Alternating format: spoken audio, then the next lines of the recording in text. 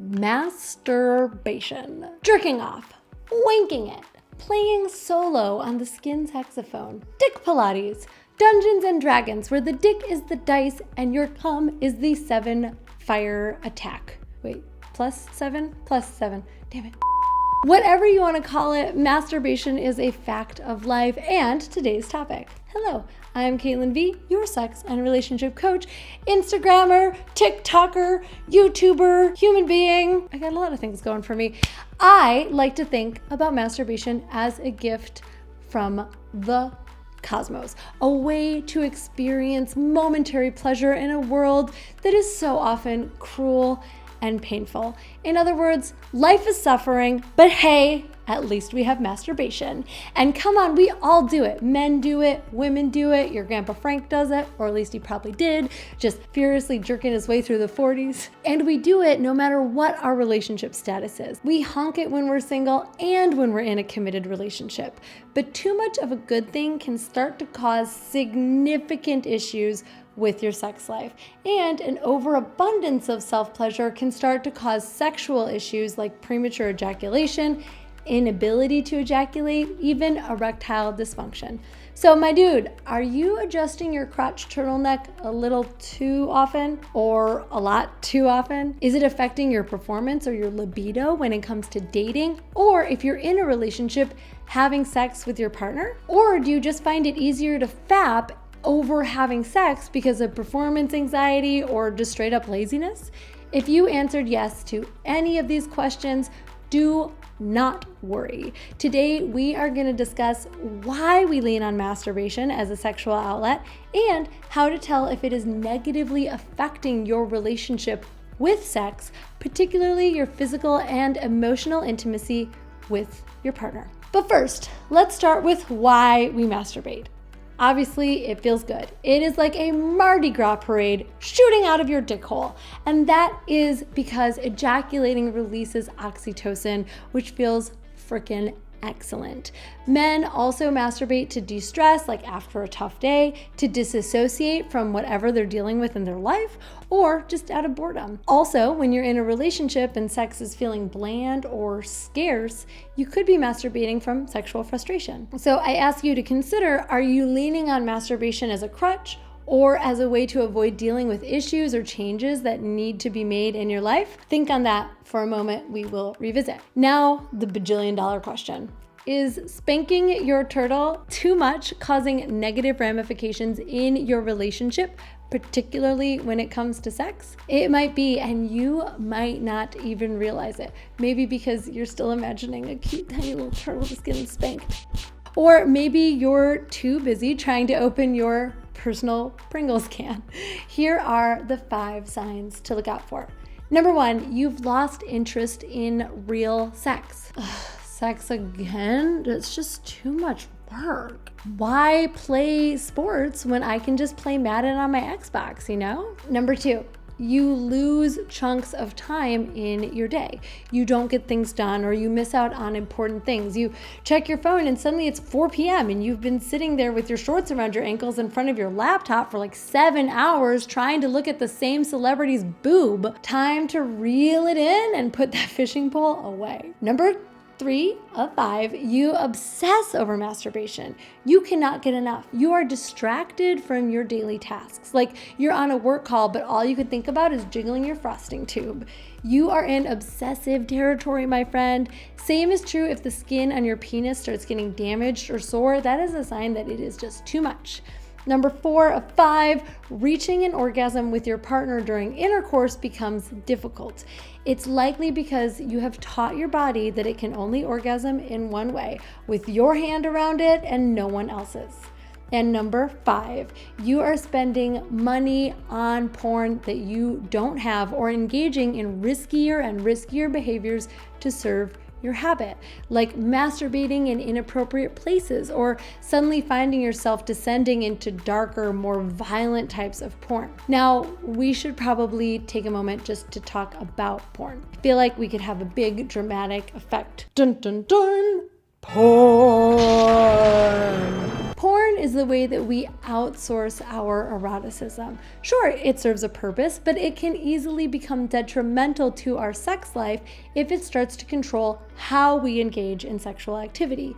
Porn is a shortcut to coming. It does all of the hard work for us. You see, it takes a lot of effort and energy to get your mind and body fully present to have sex, to be with your partner, to enjoy the sensations of your body and of that experience. Whereas porn makes it easy. 2 buttons and we're there. We're getting turned on. Someone else has done the work of fantasizing or thinking about sexy things to show us, and we just get to sit back and be entertained. Unfortunately, this takes us outside of ourselves, puts all of our energy and our focus onto the screen, and prevents us from really dialing into our bodies. Porn is also very pervasive inside of our lizard brain, which is the most basic hardware that we're operating. It's the same thing that we have in common with cats and dogs and lizards. And if you are having sex with your partner and you find yourself thinking of porn scenes, or worse, you've got to think about a specific porn scene to even orgasm, that is a sign that you are jerking it too often, and it is starting to cause a disassociation from your real life eroticism and intimacy. Lastly, there is a tendency among porn users to view more and more aggressive porn over time, and this is likely because of a switch in our brain that connects sexuality and getting off with aggressiveness. And once this switch gets tripped, we can actually lose a sense of what our partner really wants and start to develop urges beyond what she is comfortable with. I might be old-fashioned, but I don't think that face is actually what most women are looking forward to in having sex with their boyfriends. Call me a prude. Oh, what does that sound? A bonus?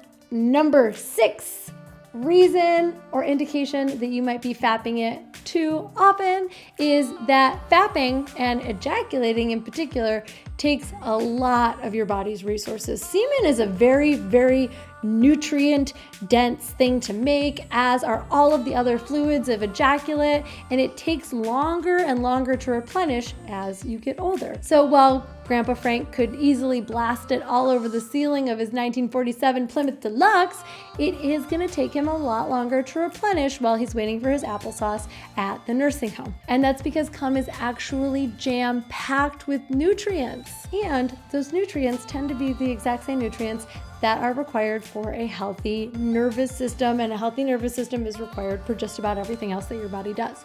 So there's an interesting link between ejaculation frequency and the actual vibrancy of your life. You see, unused semen gets recirculated back into the body, which has been found to boost energy, workouts, and creativity. I made a whole video explaining the bajillion benefits of semen retention, so be sure to check that out after we're done here. This is all to say that there is a very, very, very compelling reason to limit your relationship with masturbation. It serves you better, and it can serve a better relationship with your partner, whether you just started dating or you've been married for a long time. Now, of course, I'm not saying that you should not masturbate. We should all have a healthy sexual relationship with our bodies. Like I said in the beginning, masturbation is the way that God makes up for having to deal with boogers and that feeling that you get when you can't really get your butthole clean after you've gone to the bathroom. Like all of the things that makes life challenging and a never-ending struggle as we grind our way towards death.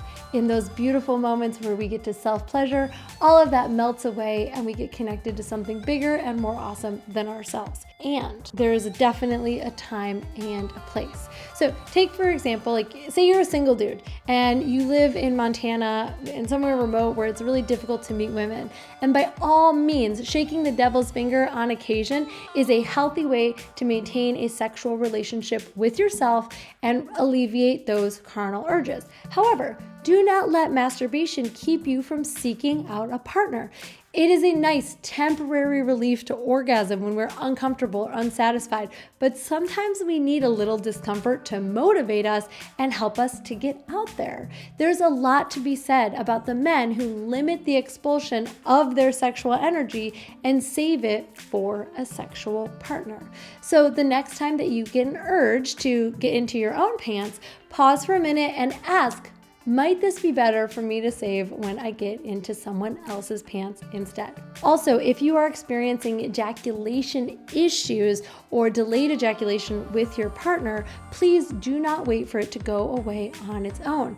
Apply for help in the coaching program I designed specifically for men like you. It's called High Performance Male, and in it we address how to live as a high performance man both in the bedroom and in the boardroom. We talk about how to save your sexual energy for your wife, or if you're single, how to turn that sexual energy into your secret dating sauce that makes you more attractive to women and makes them want to do all kinds of crazy things like lick your armpits and sniff your beard. Please check it out. The application link is in the description below. And if you enjoyed this video or found anything that I had to say helpful, or if you think I'm totally full of shit and all you want to do is write in the comments about how much you are just going to jerk it all day, every day, no matter what the crazy lady on the internet says, amazing, do that. And while you're down there, make sure that you are subscribed to this channel so that you can be the best possible lover, both to yourself and to others. I think you're the best. Thank you. I've been Caitlin B. I'll still be Caitlin B when you come back here next week. Mwah! Bye-bye.